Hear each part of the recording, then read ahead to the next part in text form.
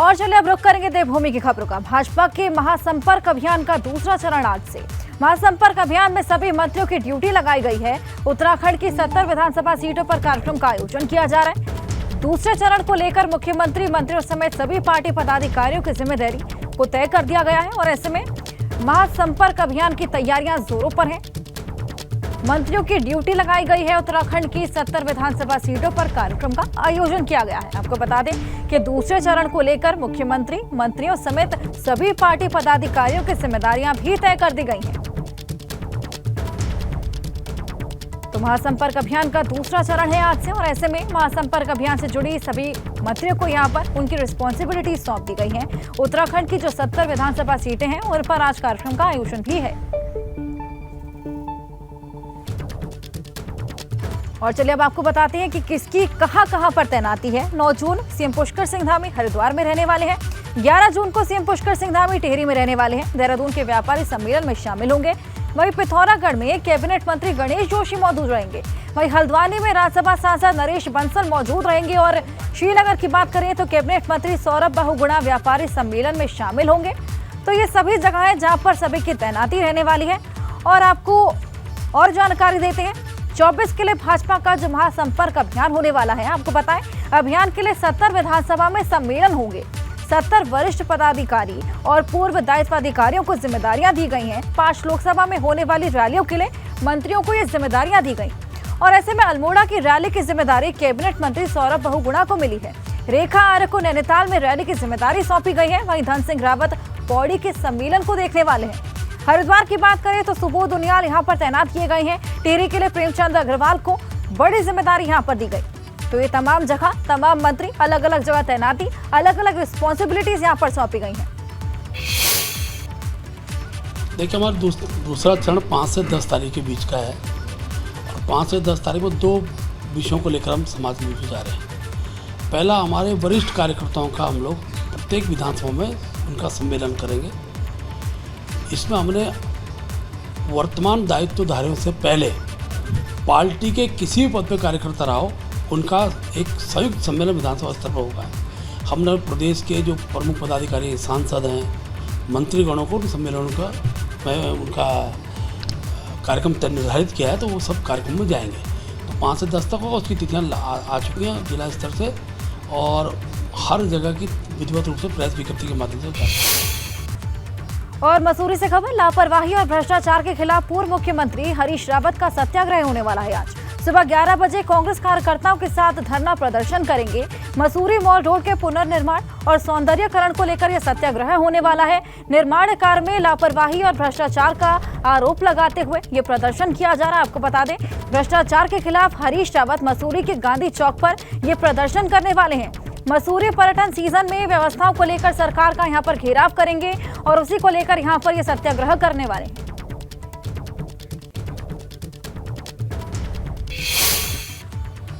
और वहीं हरीश रावत के सत्याग्रह पर भाजपा ने तमाम सवाल उठाए हैं। भाजपा के प्रदेश अध्यक्ष महेंद्र भट्ट ने कहा कि फिलहाल हरीश रावत के पास कोई भी काम नहीं है, इसलिए मीडिया में बने रहने के लिए इस तरह के धरना प्रदर्शन करते रहते हैं। महेंद्र भट्ट ने यह भी कहा कि हरीश रावत जहां धरना दे रहे हैं वो पर्यटन स्थली है और ऐसे धरना प्रदर्शन से पर्यटकों में प्रदेश के प्रति मैसेज ठीक नहीं जाएगा। हरीश रावत के इस कदम से देश भर में प्रदेश की छवि खराब भी होगी।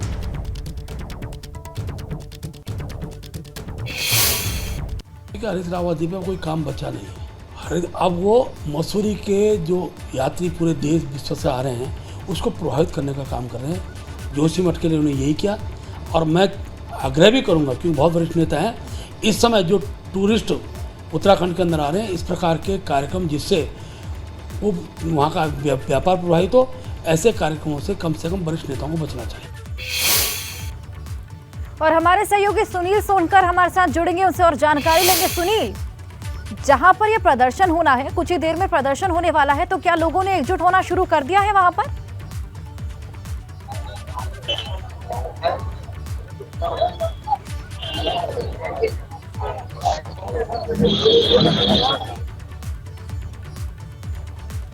सुनील, आप सुन पा रहे हैं?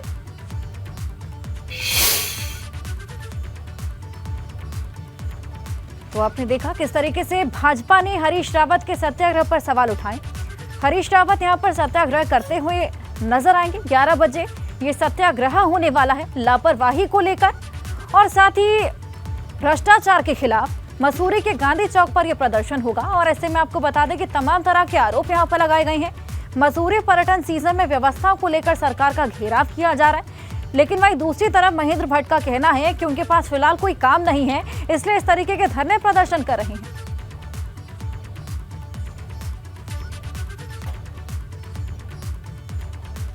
और वहीं दायित्व को लेकर भाजपा नेताओं की लिस्ट जारी हो गई है। सोशल मीडिया पर वायरल लिस्ट में करीब 50 भाजपा नेताओं के नाम है। हालांकि भाजपा ने इस लिस्ट को अफवाह बताया है। भाजपा संगठन ने कहा कि ऐसी कोई भी लिस्ट सरकार या संगठन की ओर से जारी नहीं की गई। भाजपा ने अफवाह फैलाने वाले पर कानूनी कार्रवाई करने की चेतावनी भी दी। देखिए, लिस्ट है जो कि वायरल हो रही है, लेकिन भाजपा नेताओं का कहना है, संगठन का कहना है कि उनकी तरफ से इस तरह की कोई भी लिस्ट जारी नहीं की गई है। ऐसे में अफवाह फैलाने वाले पर कानूनी कार्रवाई करने की भी चेतावनी।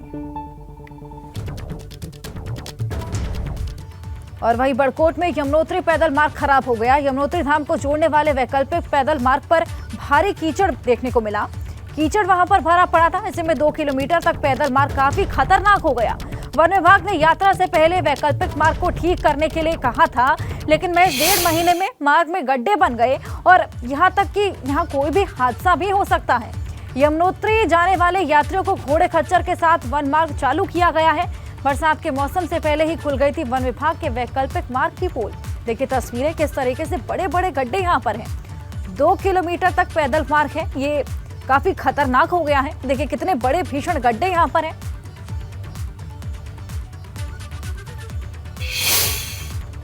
बलिया में उत्तराखंड के पूर्व सीएम त्रिवेंद्र सिंह का बड़ा बयान सामने आया। 2014 में हिंदुत्व को तोड़ने के लिए पेट्रो डॉलर का सहारा लिया गया। अंतर्राष्ट्रीय शक्तियां फिर से देश को तोड़ने का प्रयास कर सकती हैं। हिंदुत्व को तोड़ने के लिए छोटे लालच देने का प्रयास कर सकती हैं। अंतर्राष्ट्रीय शक्तियों को कुचक्र से बचना होगा।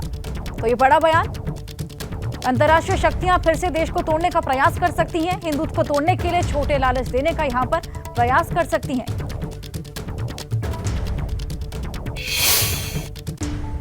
93 और 92 में जब बाबरी ढांचा था तो उसके बाद इस देश में जातीय आधार पर नेतृत्व उभारने के लिए, ताकि हिंदुत्व को क्रश किया जा सके, हिंदुत्व के आधार पर, राष्ट्रवाद के आधार पर लोग खड़े न होकर के जातियों में बढ़ जाएं, इसके लिए पेट्रोल डॉलर आया था। पेट्रोल डॉलर आया, ऐसा न हो कि ऐसा ही अब भी हो जाए, इसलिए सतर्क रहिए, ये मैं आपसे आगाह करता हूं। वो कांग्रेस के नेता थे, आजीवन कांग्रेस के नेता थे, लेकिन कमरे के अंदर सही बात बोलते थे। जब बातचीत व्यक्तिगत करते थे तो सही बात बोलते थे। उत्तरकाशी के पुरोला में नाबालिग लड़की को भगाने का मामला तूल पकड़ता नजर आ रहा है। इसी बीच कुछ लोगों ने दुकानें पर पोस्टर चिपकाए हैं, जिन पर दुकानदार को 15 जून तक दुकानें खाली करने का अल्टीमेटम भी दिया गया।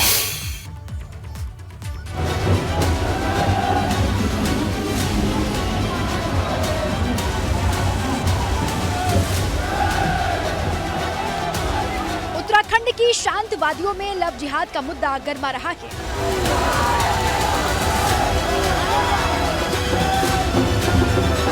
पहले विकासनगर और अब उत्तरकाशी के पुरोला में हिंदू संगठन इसके विरोध में प्रदर्शन कर रहे हैं। पुरोला में कुछ अज्ञात लोगों ने दुकानों के बाहर पोस्टर चिपकाए हैं। इन पोस्टर पर लिखा गया है कि लव जिहादियों को सूचित किया जाता है कि 15 जून 2023 को होने वाली महापंचायत होने से पूर्व अपनी दुकान खाली कर दें। अगर ऐसा नहीं किया जाता तो वो वक्त पर निर्भर करेगा। देवभूमि रक्षा अभियान। सूचना के बाद पुलिस ने पोस्टर्स को हटा दिया है। देर रात्रि में पुरोला थाना के क्षेत्रांतर्गत जो है कुछ असामाजिक और शरारती तत्वों ने कुछ पोस्टर चिपका दिए थे। उसका तत्काल संज्ञान लेते हुए पुलिस ने वो पोस्टर हटा दिए गए हैं और जो है इसकी जांच की जा रही है कि ये किसने लगाए हैं। उस पर जो है अग्रिम विधिक कार्रवाई जो है की जाएगी।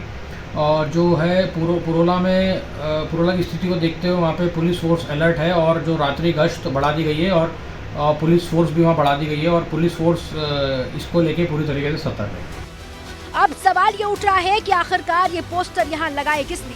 क्या ये हिंदू संगठनों का काम है या फिर कोई देवभूमि में माहौल खराब करने की कोशिश कर रहा है? तीर्थ पुरोहित भी नहीं चाहते हैं कि देवभूमि का माहौल खराब हो, मगर वो ये भी मांग कर रहे हैं कि पहाड़ की धार्मिक भावनाओं के साथ भी खिलवाड़ ना किया जाए। जिसके भी द्वारा यह कार्य किया गया वो निंदनीय है, उसका हम बहुत बड़ा विरोध करते हैं। और मैं अपील करूंगा अपनी जितने भी मेरे हिंदू संगठन के लोग हैं कि शालीनता से काम करें। हम लोग सनातनी लोग हैं और सबसे बढ़िया बात अब हमारी ये है कि हम सबको साथ लेके चलते हैं। और ये जो लव जिहाद का जो मामला चल रहा है, इसके लिए कठोर कानून बनना चाहिए, जिसके तहत जो है 10-20 साल की जो सज़ा हो, जिससे जो है इस प्रकार के जो लोग हैं वो इस प्रकार का काम न कर सके, कानून को कोई हाथ में न ले। पुरोला की घटना को लेकर अभी कुछ रोज पहले हिंदू संगठन से जुड़े लोगों ने प्रदर्शन किया था, जिससे साफ है कि ये मामला ठंडा नहीं पड़ रहा है। एबीपी गंगा के लिए उत्तरकाशी से दिग्वीर बिष्ट की रिपोर्ट।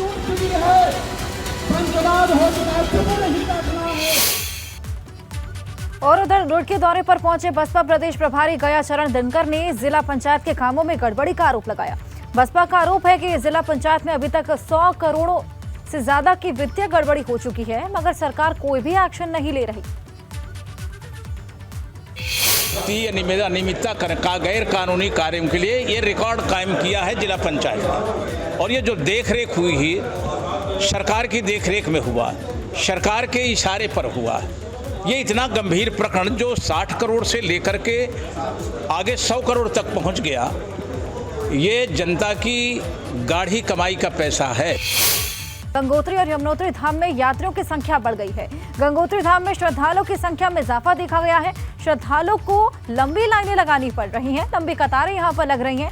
दोनों धामों में अब तक 8,12,464 यात्रियों ने दर्शन पूजन किए हैं। श्रद्धालुओं ने सुविधाओं को बढ़ाने के लिए यहां पर निर्देश भी दिए हैं। तो ऐसे में हमने देखा किस तरीके से कपाट खुलने के दिन से ही लगातार लोगों के पहुंचने का सिलसिला जारी था। ऐसे में गंगोत्री और यमुनोत्री धाम में यात्रियों की संख्या में अब और भी ज्यादा इजाफा देखने को मिल रहा है। बड़ी संख्या में लोग यहां पर पहुंच रहे हैं। गर्मी की छुट्टियां हैं, ऐसे में यात्रियों की संख्या वहां पर बढ़ गई है। लंबी लाइनें यहां पर श्रद्धालुओं को लगानी पड़ रही हैं। दोनों धामों में अब तक 8 लाख से भी ऊपर यात्रियों ने दर्शन पूजन किए। की यात्रा को 1.5 माह पूरा हो चुका है और 4.5 लाख से अधिक देश विदेश के श्रद्धालुओं ने मां गंगा के दर्शन कर रहे हैं। और हम लोग अभी गंगोत्री धाम में आइए देखना चाहते हैं कि जो देश विदेश के श्रद्धालु हैं अपनी कतार में लगे हुए हैं और जो दर्शन कर रहे हैं। और देखिए आप किस तरह से वो लोग उत्साहित हैं जो मां गंगा के दर्शन करने के लिए हमारे साथ तीर्थ यात्री हैं। आइए जानना चाहते हैं कि किस तरह का आप गंगोत्री धाम पहुँचे और कहाँ से आप आए हैं। जय माता दी। हम यूपी से गोरखपुर से आए हैं। हमारा माता पांडे हैं। 4 धाम की यात्रा निकले हैं। बहुत दिव्य दर्शन हुआ, बहुत अच्छा लगा। और हम लोग यमुनोत्री से होते हुए, शिवकुंड होते हुए और उत्तरकाशी होते हुए आ गए हैं गंगोत्री में। अब यहाँ से हम लोग प्रस्थान करेंगे यहाँ बद्री विशाल। बहुत अच्छा लगा यहाँ के, सारी दुकान शुरू हो गई और सभी को जाना चाहिए। फुल सच दरबार की जय। जी हमारे साथ कुछ श्रद्धालु हैं। आप गंगोत्री धाम आए हो, कतार में लगे हुए हैं, किस तरह की परेशानियाँ हो रही हैं? थोड़ा सिस्टम में गड़बड़ी है। अच्छा, वरना थोड़ा सा और सिस्टम बनता तो और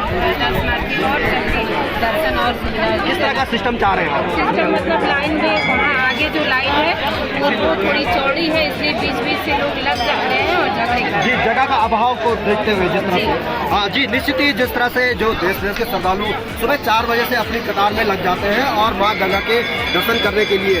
उत्तरकाशी से एबीपी गंगा, गंगोत्री धाम, दिग्विजय। और हमारे सहयोगी पंकज राणा हमारे साथ जुड़े, उनसे और जानकारी लेंगे। पंकज, महासंपर्क अभियान सभी को सबकी ड्यूटी सौंप दी गई है, ऐसे में कैसी तैयारियां देखने को मिल रही है, क्या मकसद रहने वाला?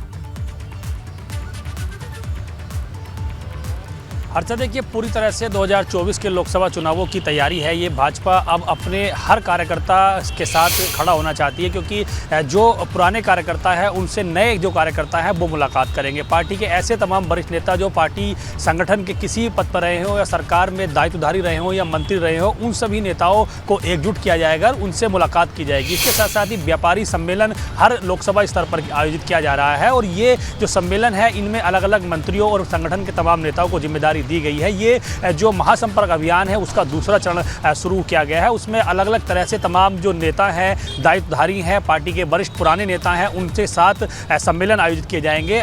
5 लोकसभा सीटों पर 5 बड़े सम्मेलन होंगे, जिसमें मुख्यमंत्री से लेकर पार्टी के जो वरिष्ठ नेता हैं और जो मंत्री हैं वो इसमें शामिल रहेंगे। इसके बाद एक बड़ा कार्यक्रम रैलियों का पार्टी करने जा रही है। 5 लोकसभा सीटों पर 5 बड़ी रैलियों का आयोजन किया जाएगा। उसके लिए भी पार्टी संगठन ने मंत्रियों को जिम्मेदारी दी है। इन रैलियों में पार्टी के जो वरिष्ठ नेता हैं केंद्र के, वो इसमें शामिल रहेंगे। ऐसा भी बताया जा रहा है कि एक लोकसभा सीट की रैली में प्रधानमंत्री नरेंद्र मोदी भी शामिल हो सकते हैं। उसके अलावा जेपी नड्डा एक रैली को संबोधित करेंगे और अमित शाह भी किसी रैली को संबोधित कर सकते हैं। ये संगठन की ओर से केंद्र के नेताओं के लिए आग्रह किया गया है कि वो उत्तराखंड में 5 लोकसभा सीटों पर आएँ और वहाँ पर रैलियों को संबोधित करें। लेकिन आज से जो अभियान की शुरुआत हुई है उसमें यह है कि व्यापारी सम्मेलन इसमें आयोजित किया जाएगा। व्यापारियों का ये भी इसमें तय किया गया है कि प्रदेश भर के ऐसे तमाम व्यापारी, चाहे वो किसी भी संगठन से जुड़े हुए हो, किसी भी रूप में वो पार्टी के लिए या अन्य के लिए काम कर रहे हैं, उन सभी से तालमेल स्थापित करने की कोशिश की जाएगी ताकि आने वाले दिनों में जो लोकसभा चुनाव आने वाले हैं उनमें पार्टी को एक मजबूती मिल सके। तो ये सभी रणनीति पार्टी ने तैयार की ली है। इसमें एक महत्वपूर्ण बात ये भी है कि इसमें केंद्रीय नेताओं के साथ साथ जो नेता यहाँ पर पहुँचने वाले हैं उनके लिए उनकी जिम्मेदारी तय करने के लिए यहाँ पर केंद्र के नेताओं किस तरह से यहाँ पर सम्मेलन में शामिल होंगे, विधानसभा स्तर पर कैसे वो इस सम्मेलन को करेंगे, उसके लिए पार्टी ने अपने मंत्रियों को और संगठन के वरिष्ठ पदाधिकारियों को यहाँ पर ड्यूटीज भी सबके सौंप दी गई है। बहुत शुक्रिया तमाम जानकारी के